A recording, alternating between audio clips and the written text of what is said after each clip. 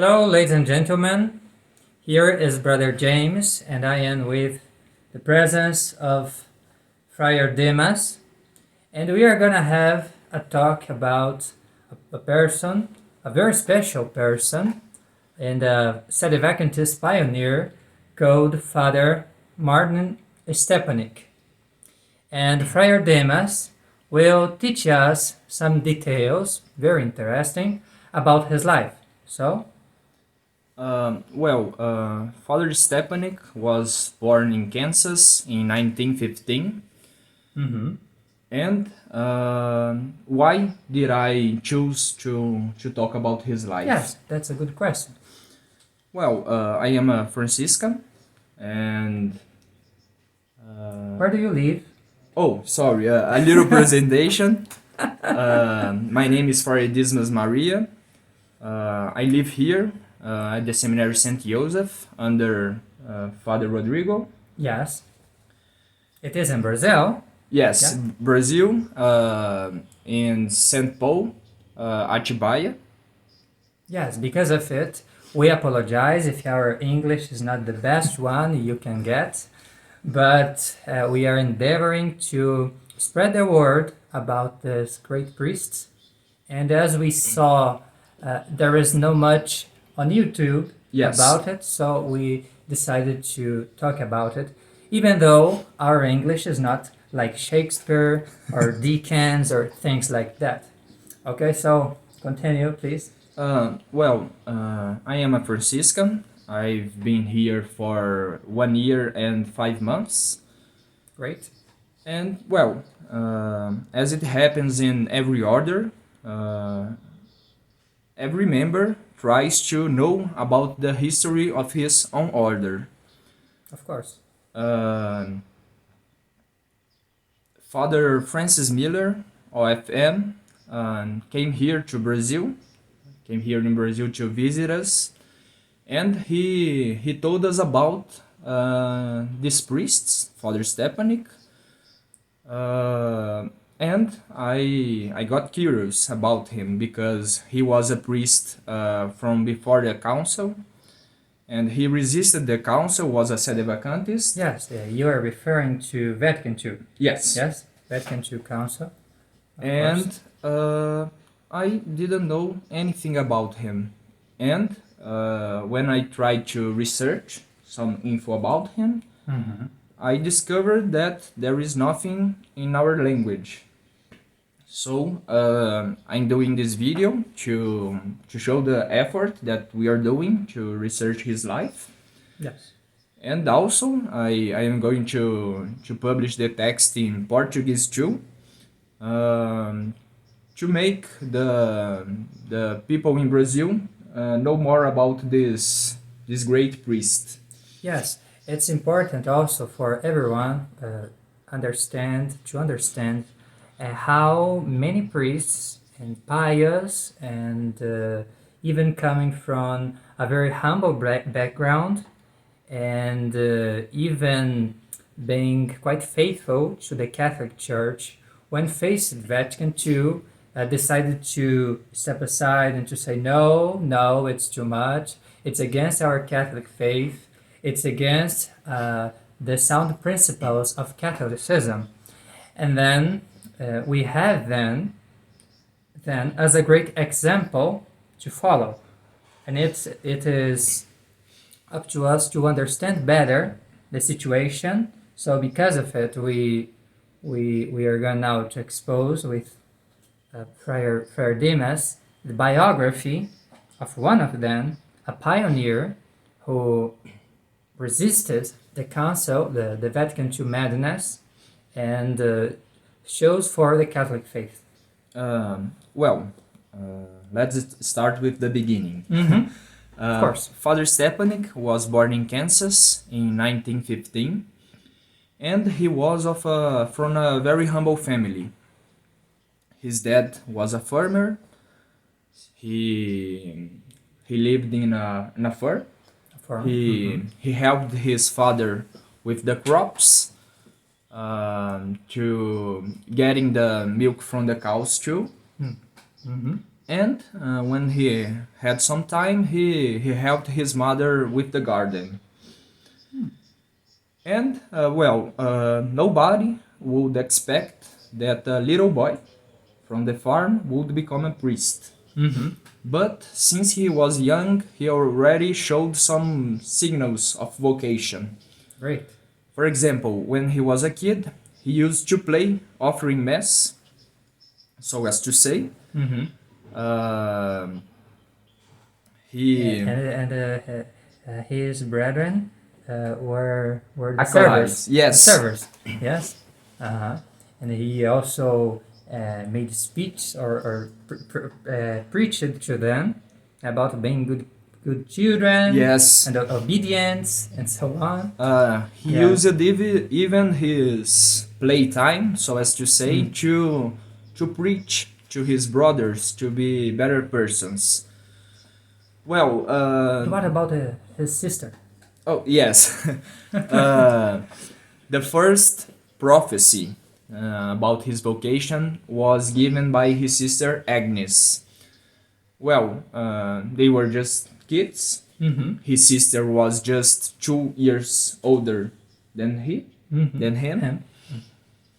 And she used to say, I am going to be a sister and you are going to be a priest. And so it happens. His sister became a sister, a nun, and he became a priest. What's very interesting about Father Stepanich is that he was baptized with the name of Francis, and he entered the order of Saint Francis. Well, the parishioner helped him with his vocation. His parishioner got his parish. Sorry. He wanted him to become a Franciscan. Did he? At first, he wanted to be a priest. Yes, but I mean the pastor, his pastor wanted him to become a friar or a secular. Oh no, there was a problem at the beginning. Always. As always happens. The priest who was helping him wanted that he became a secular like he was. Yeah, sure. And he even got some counsels from another priest. And this priest also wanted that he become a secular too. A secular as well. But well, in the end, he entered the minor seminary of the Franciscans. Okay. And what was the name he chose or he took as a friar? Well, 4 years after. And why? 4 years after the studies in the minor seminary, he finally entered the proper seminary, so as to say. The major Yes, seminary. the major seminary. And he chose the name of Martin. His name. Why? He chose this name because of Saint Therese. Oh, great. Which one? The little flower. Yes. Saint Therese of the little boy. No. Child Jesus. Child Jesus. Yes. There are some coincidences that happened during his life related to the little flower. Some things that are interesting. His first communion, his baptism, and his confirmation, and also his first solemn mass were in the Church of Saint Ignatius. Saint Ignatius. Ignatius. That's very beautiful in English. I like very much to pronounce in English this, as it sounds very nice. Thank you, English people. Ignatius is great. And he liked a lot the history about the little flower, and also his first communion was 4 days after the canonization of her.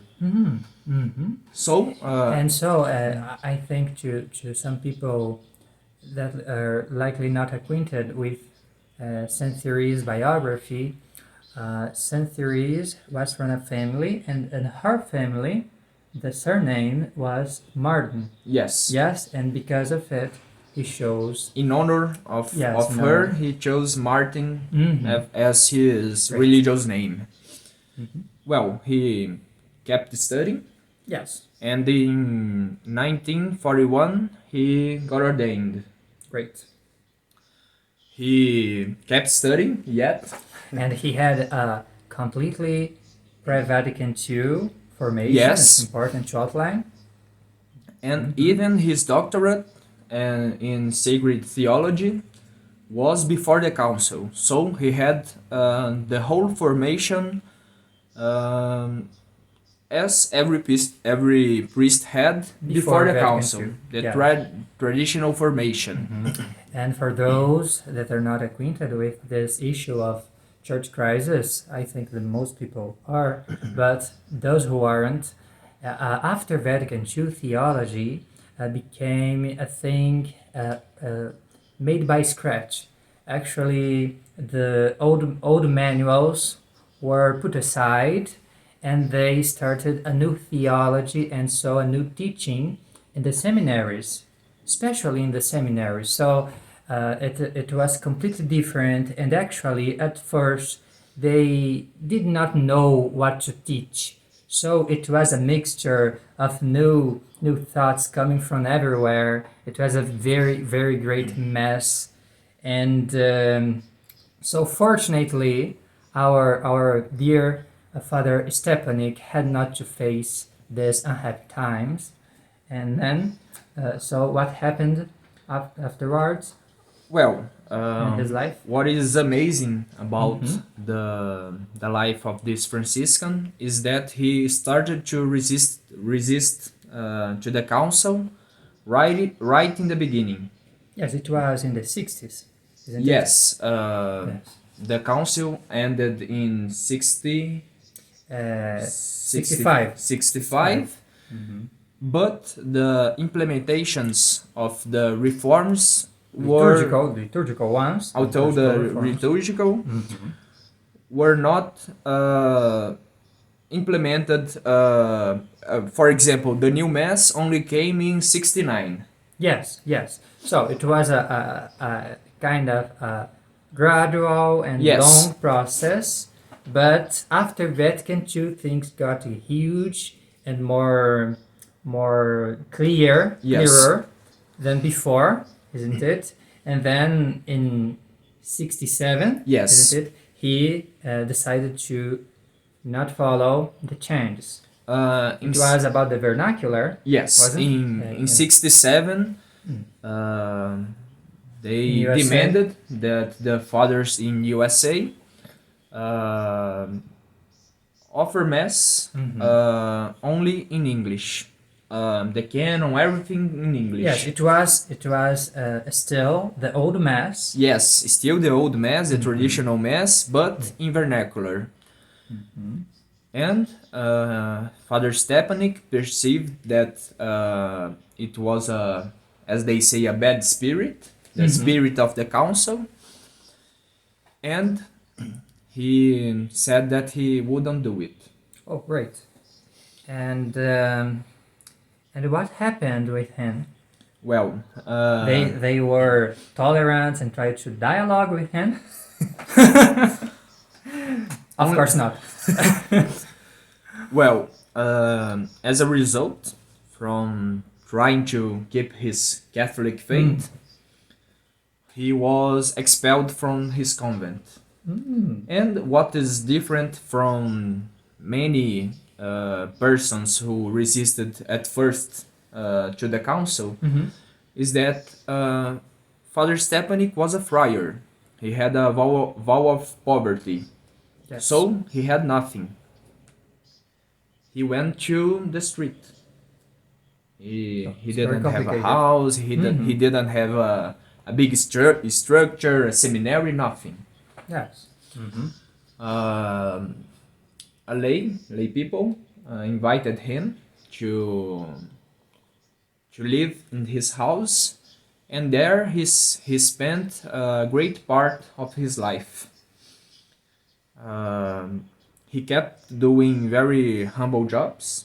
Mm-hmm. As he helped his mother with the garden when he was a kid, he kept doing this kind of work in the convent, and if even after being expelled from the convent, he kept doing he kept working on the garden. Mm-hmm. On the garden, A very humble activities.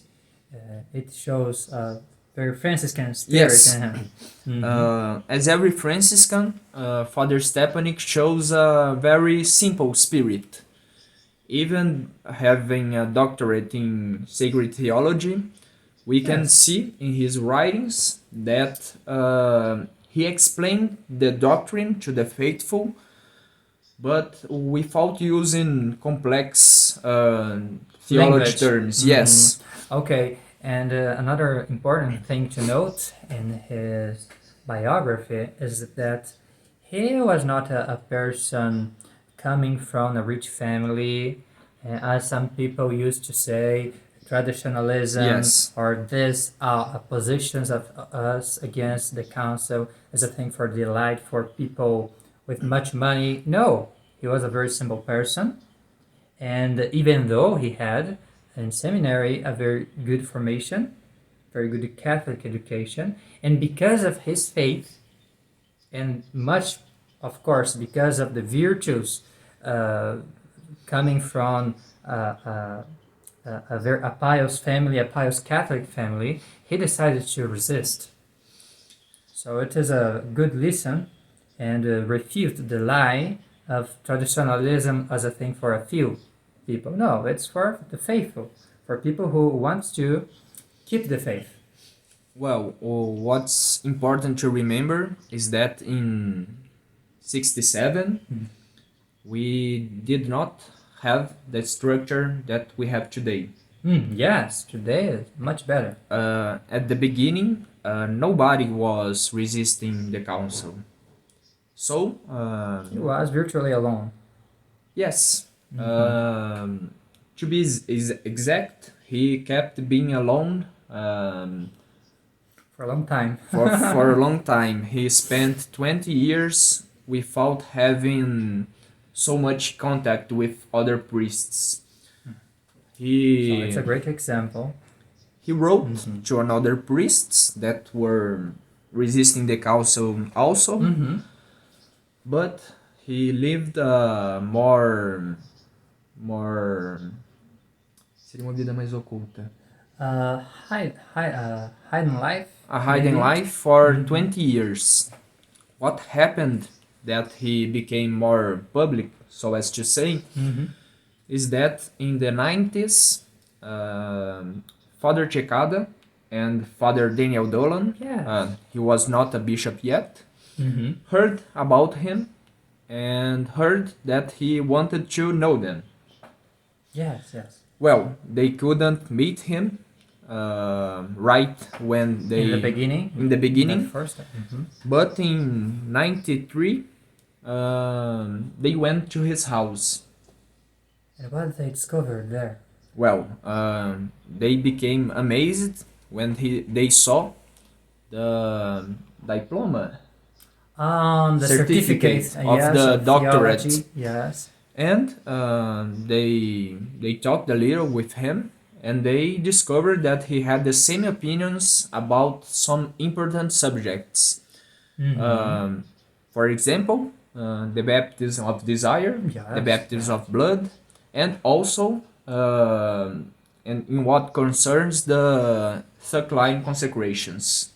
Yes, he was in favor of the decline Yes. and against the Finite heresy, who tries to deny the Catholic doctrines of baptism of desire and baptism of blood.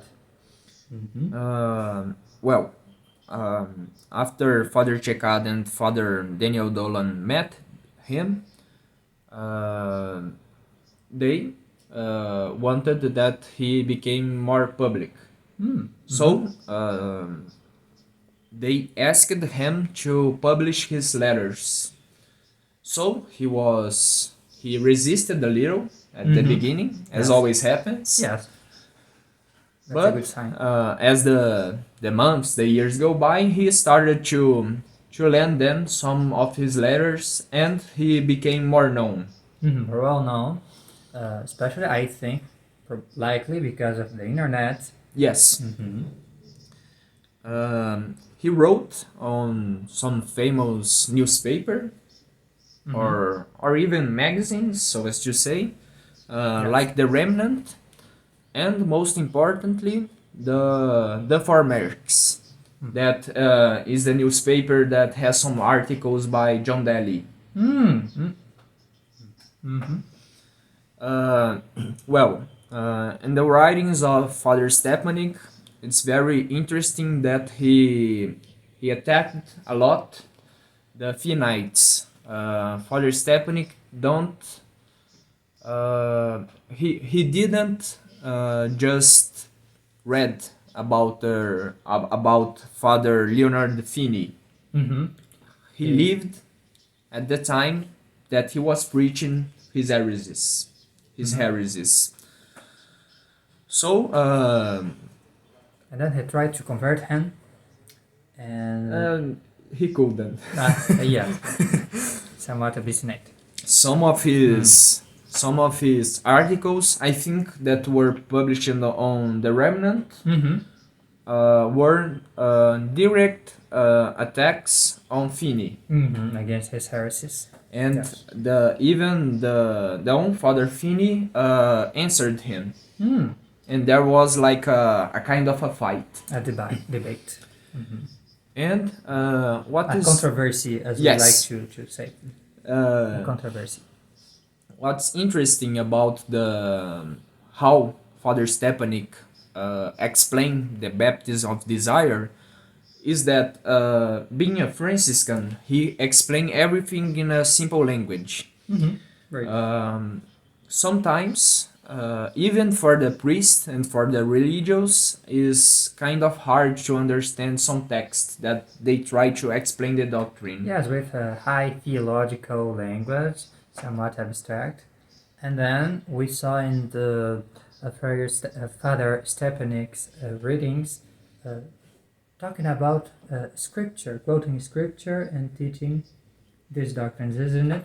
Yes, for example, to explain the baptism of desire, he quotes the passage from the sacred scripture where Saint Peter went to visit Cornelius. Cornelius.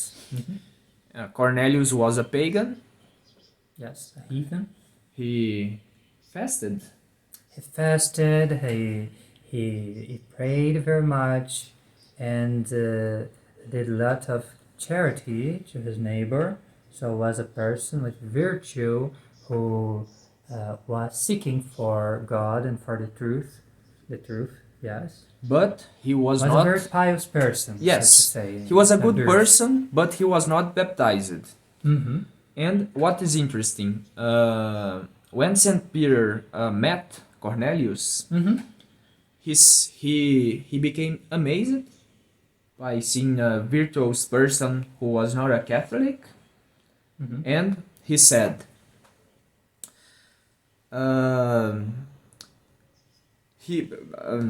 he got so impressed that God accepts even the ones that are not from his nation. Yes.